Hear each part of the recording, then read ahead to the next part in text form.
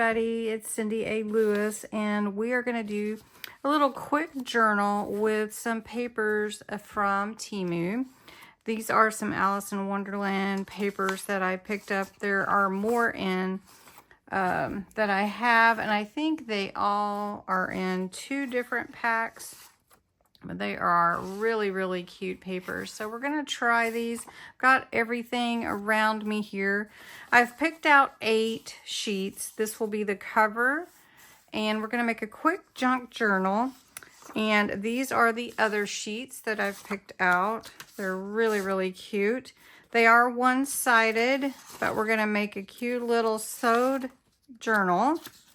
And we're going to use the pamphlet stitch to put these together. So first, I cut a piece of file folder, 8.5 by 6, and I scored it in half at 4 1/4. Then I burnished the fold, and I'll just show you one more time. You don't have to have a bone folder to do that. And now I'm ready to select where I want my holes to be. Now this is a piece of graph paper. I'm going to fold it in half. We're only going to use one signature, which is one set of papers. So I folded it in half, and then I'm going to fold it in half long ways, so I can find my exact placement for that hole, which is right here.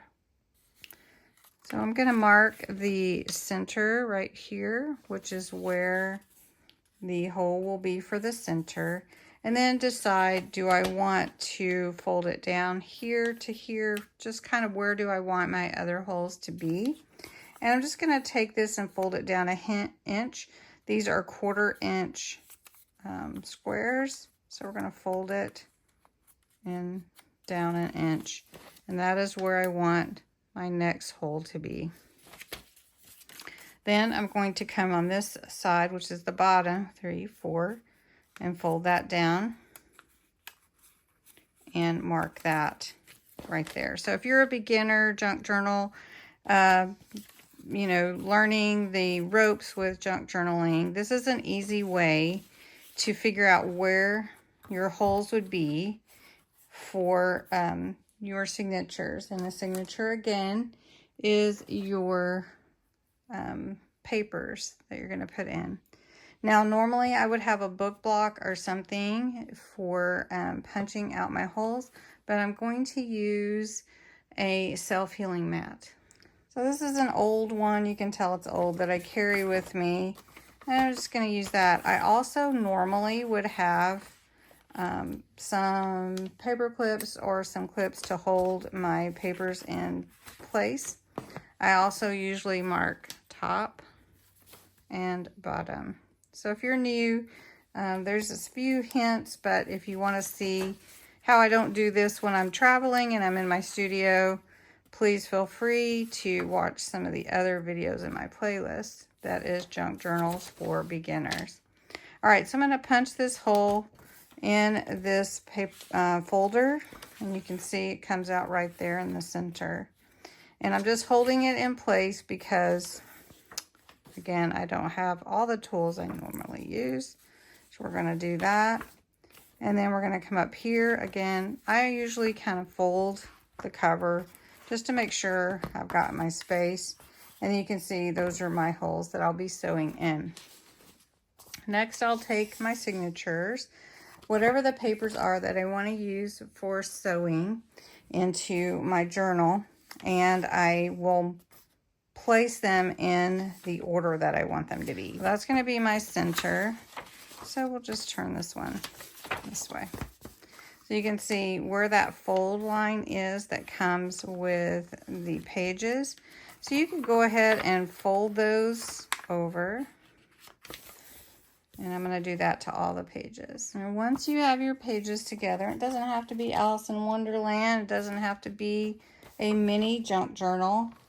It's going to be whatever pages you have for your signature. So I'm going to lay my little graph paper in here, and I want to punch holes through all the signatures at once. This is my top, so I want to make sure my top is at the top again.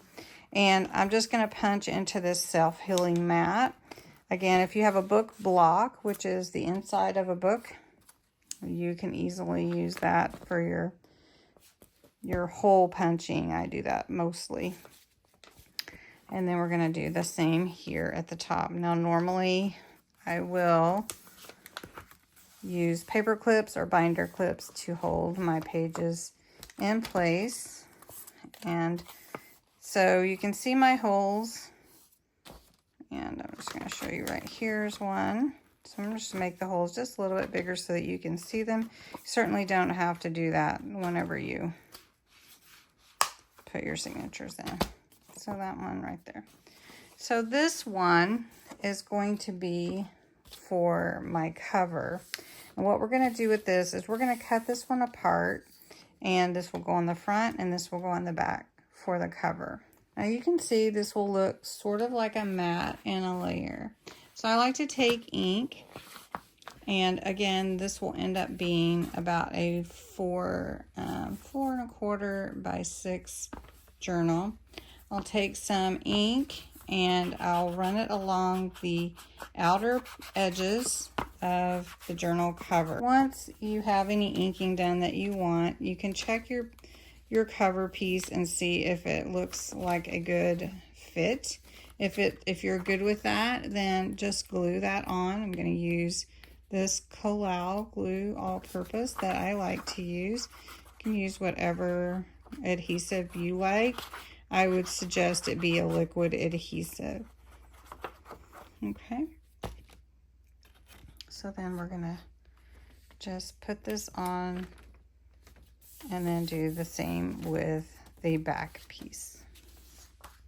All right, so the back piece is on. I actually feel like I need something on the inside cover, so I'm going to grab a piece from the papers that I have, and I'm going to do the same thing on the inside cover to give the inside also, and I may do it this way, and just glue this on so the inside cover is also got some decorative page on it. It's just going to be close to that edge because there's not a lot of wiggle room there. And we'll just put this one on here as well. All right, now we're ready to sew the signatures in, the single signature in.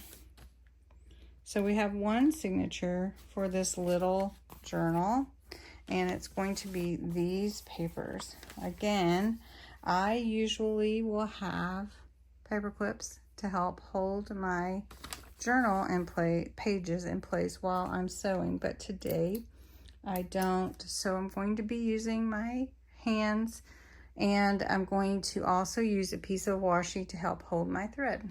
All right, so for this journal, I'm using a long decorative needle, and I'm using some embroidery floss. Now, some of you have asked me about using embroidery floss before, and so I thought I would do it with this one, and that is what is in my travel pack. So I'm just going to find the end. Now, for my embroidery floss or any thread, you're going to measure 1, 2, 3, and you can just add a little bit more because you want to make sure that your thread fits completely without having to re-thread your needle. Now, this is embroidery floss. It is 6 strands of thread, and I'm going to use the whole 6 for sewing the pamphlet stitch with these pages or signature into my journal cover. The first thing you do is go through the center along with your cover center. So we're going to do that. And again, normally I would have paper clips to hold everything together for me so that it doesn't move. But I'm just going to be careful, and I'm just doing one signature. Okay, so this washi tape is going to help hold my thread in place. And now I'm going to come up to the top hole from the outside, and put my needle through. And I'm going to find my hole here in my pages.